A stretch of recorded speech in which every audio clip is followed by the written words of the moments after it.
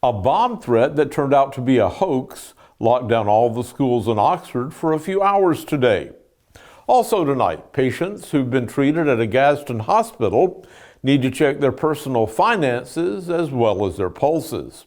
Your local news starts now.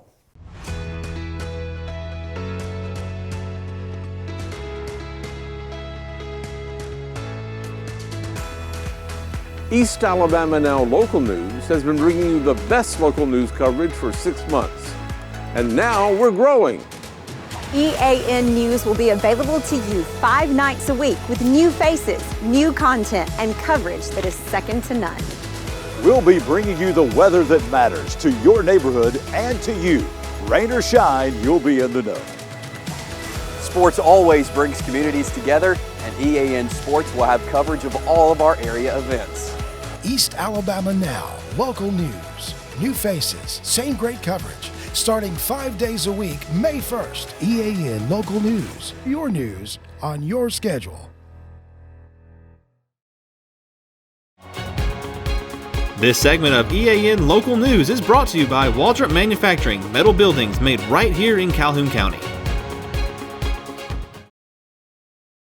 Good evening, and thank you for joining us for East Alabama Now Local News for Friday, April 7th, 2023. A threatening letter found at Oxford High School shortly after 11 this morning caused school officials and police officers to lock down all of the city schools for several hours today. The letter proved to be a hoax, and the lockdown ended in time for schools to be let out this afternoon. Oxford School Superintendent Dr. Shannon Stanley called the all clear at a news conference this afternoon. At this time, all threats have been cleared and the lockdown has been ended, and we know we're in the process of allowing parents to check out their students.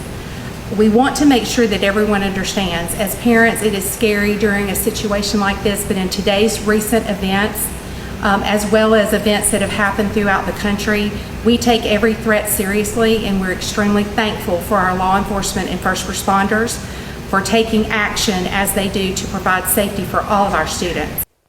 Oxford Police Chief Bill Partridge says the threatening letter was discovered at 11:08 this morning on the second floor of Oxford High School. The police officer that was working that campus immediately notified administrators, and they immediately went into lockdown at the high school.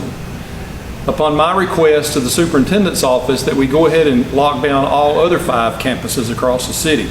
And the reason why we did this was because we never know that someone's trying to draw our attention to one location and then go to another. So that's the reason why all 5 schools beside Oxford High School were locked down. Partridge says that despite rumors on the internet, no type of weapon or bomb was found. But he said those internet messages did bring a lot of traffic to the area around the high school, and that hindered officers as they were carrying out their search. Now that it's clear there is no danger to the school, investigators will begin working to determine who was behind that hoax. This letter has been taken over by our forensics unit. They will be processing that letter. Our Criminal Investigations Division has also initiated an investigation of terrorist threats at the high school from this. I'm not going to go into detail with the letter. I will say that the letter did contain a bomb threat and the discussion that guns were on the campus. A large police presence arrived at the high school. They have searched the buildings, they have searched the parking lots and the vehicles, and nothing has been found. And Partridge said whoever was responsible for the letter will be held accountable. 2 apparently unrelated shootings Thursday night in Cleburne County have left 1 person dead and another wounded. Chief Deputy Patrick Nolan says both incidents started as altercations that escalated into shootings. That first shooting took place around 7:45 in the Muscadine area. 1 person was wounded and taken to the hospital. The second incident happened around 9:15 p.m. in the Macedonia community. Nolan says the victim in that case died from his injuries on the scene. The Jacksonville State Center for Applied Forensics is assisting with processing both of those scenes. The names of the victims have not been released, and Nolan says that no other details will be released right away. When EAN Local News returns, we'll tell you why patients at a Gadsden hospital need to check their financial records. Well, my name's Mike Craven, and we recently purchased an open carport, metal carport from a Waldrop manufacturer. I have an extra car. We have a very small home, very small driveway, and I needed somewhere just to park another vehicle, just out of the weather. And I had been told by 2 or 3 friends that knew we had recently remodeled a home that Waldrops were the people that you need to go talk to. I was in that area one day and I thought, hey, I'll just stop in, and I did without calling, and greeted warmly, well taken care of. It was just, really the whole process was just good from day one.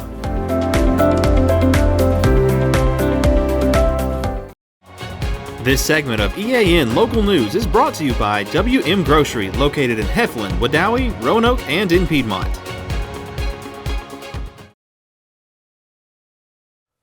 Community Health Systems, which operates 5 hospitals in Alabama, including the Gadsden Regional Medical Center, says its computer system was hacked back in January.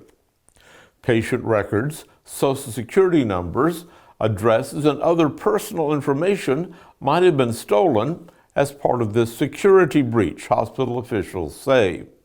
In addition to patients, family members and others may have been affected, according to a public statement released by Community Health Systems. CHS operates in 44 markets across 15 states. Besides Gadsden, its Alabama holdings include the Grandview Medical Center in Birmingham and Crestview Medical Center in Huntsville, among others. According to hospital officials, the hackers used a previously unknown vulnerability to gain access to their system. An internal investigation showed that personal information related to patients, a limited number of employees, and other individuals may have been disclosed. That personal information could have included full names, addresses, medical billing and insurance information, certain medical information such as diagnoses and medications, and demographic information such as dates of birth and Social Security numbers. The breach has been reported to the FBI and to the Cybersecurity and Infrastructure Security Agency. To help patients who might have had their private information stolen, the hospital is making available ID restoration and credit monitoring services for the next 2 years through Experian. Patients can call 800-906-7947 to sign up. The Heflin Baptist Church is having an Easter egg hunt Saturday starting at noon. Rain or shine, that egg hunt is still on. All family and friends are welcome. In addition to food, games, and prizes, the church will also hold an old-fashioned cake auction. Join in the fun at 155 Almond Street in Heflin. It's going to be a great time. The entertainment news with Jock Burgess of 97.9 VOK is coming up next. Since 1993, WM Grocery has been a major part of our local community. WM offers the very best in fresh produce and an outstanding meat department. WM also has many local products not found anywhere else and fresh sushi every day. If you need an event catered, come see Mrs. K at any WM store. Curbside pickup is also available for your online grocery orders. Be sure to download the WM app for all the deals of the week and shopper rewards. Go check them out today at any of their locations. We take pride in our community and appreciate your business. I'm Jock Burgess from 97.9 VOK Radio, and this is your East Alabama Now local news entertainment update. Daisy Ridley is not quite done with the Star Wars universe, as she will be taking up the role of Rey again in the first feature-length Star Wars movie since 2019's The Rise of Skywalker. The film will cover events after The Rise of Skywalker, following Rey as she tries to rebuild the Jedi Order. The Late Late Show with James Corden has announced the final lineup of guests as the show prepares to bid farewell to its host. Some of Corden's final interviews will include Ben Affleck, Bryan Cranston, Tom Cruise, Jennifer Garner, and Mila Kunis. K-pop stars Blackpink will be one of the final carpool karaoke guests. And finally, if you're looking for some good movies on this rainy weekend, Super Mario Brothers with Chris Pratt, Jack Black, and others is in theaters, as well as Air with Ben Affleck and Matt Damon that tells the story of Nike's Air Jordan shoes and the gamble the company took on a rookie named Michael Jordan. That's your East Alabama Now local news entertainment update. You're all caught up. I'm Jock Burgess from 97.9 VOK. Hear my show weekdays 3 p.m. to 7 p.m. on 97.9 FM WVOK, where you can find East Alabama's best variety of music. I hope your family enjoys a happy Easter and save some candy for me. Well, it looks like Easter weekend will start wet and chilly in East Alabama. Saturday will bring rain and a high only in the 50s. Easter Sunday looks a little bit better with less rain and a high in the upper 60s. A warming trend with plenty of sunshine is expected to be here by the start of next week. Thank you for watching East Alabama Now Local News. Look for us every Monday, Wednesday, and Friday evening to bring you the latest local news from around Calhoun and Cleveland counties. You may have noticed our new promotional video at the top of the newscast. We're expanding our news team and production schedule to give you even better coverage of the local news that you need to know. You can find out more details about these changes by joining our local news engagement group on Facebook. So please continue to like our social media posts and share them with all of your friends. We'll see you again Monday for your news on your schedule.